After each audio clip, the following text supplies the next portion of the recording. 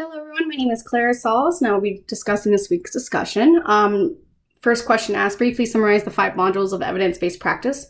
Well, evidence-based practice is about making decisions through conscientious, explicit, and judicious use of best available evidence from multiple sources by asking, acquiring, appraising, applying, and assessing.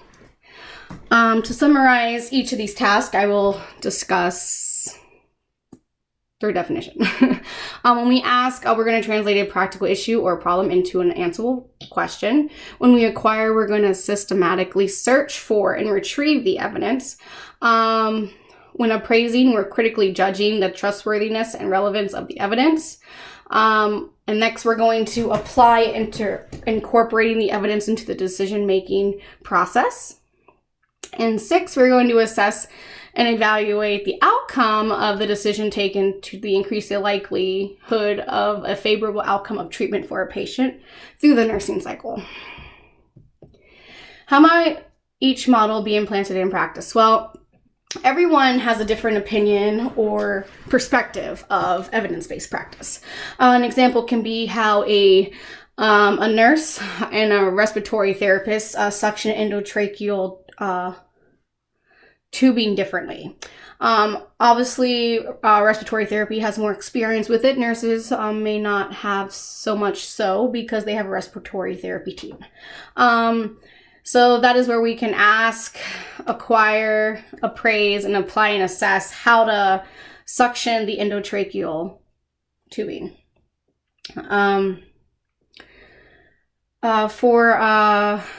And every building or place we work at has a different policy or procedures that we need to do it. So we need to ask what the procedure is or the policy, how do we do it, which technique worked best for us, and then we're going to assess the elevating the outcome of the patient if they're breathing better. The next question goes to asking, what principles of evidence-based practice have you observed in your nursing practice? Well, yesterday I had a patient who I assisted to the commode.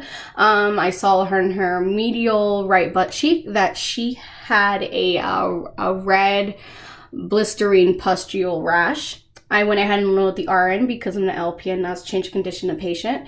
I told the RN it may look like the possibly heard of shingles. The RN came into the room and told me it was MASD.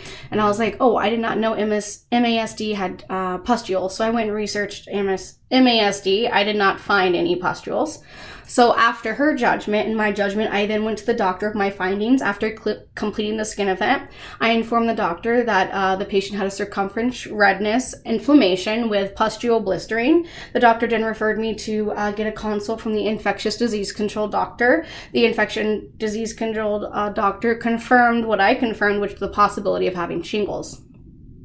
And prescribe Valtrex twice a day. An issue with that is that Valtrex is very dangerous for this patient because this patient has stage 4 kidney failure. And Valtrex twice a day, 1 gram is a little bit too much. So, but I learned that from nursing school, of course, which we're supposed to be there to be the benefactor for our patients or of our patients.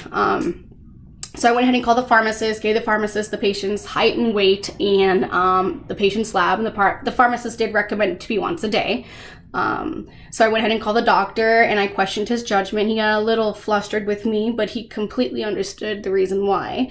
BID would be too much for the patient after providing him the height and weight and the patient's lab, such as the bun creatinine and GFR, to see if her kidneys, if it would damage her kidneys even more. So that patient got taken care of with Valtrex, 1 gram once a day, and we are currently monitoring vital signs and her fever, which she is good on. The next question asks, why do you think these principles are used? These principles are used to give nurses, doctors, everybody a better sense of judgment and doing what's best for the patient. Sometimes you'll have nurses that just throw down your what you think it possibly is, and then you go with that nurse. But in reality, you need to question that nurse and your judgment to see which one's the better fit for the patient, which one's the better treatment. So in my opinion, these principles were used because it's a basic building block in the human thought process without jumping to conclusions so that proper treatment and correct diagnosis can be given to the patient. By questioning my superiors, I was able to question the exceptions of others by providing evidence-based principles. This lesson taught me a lot to never back down from what I think it is and to research, find evidence, and to treat the patient efficiently. Thank you.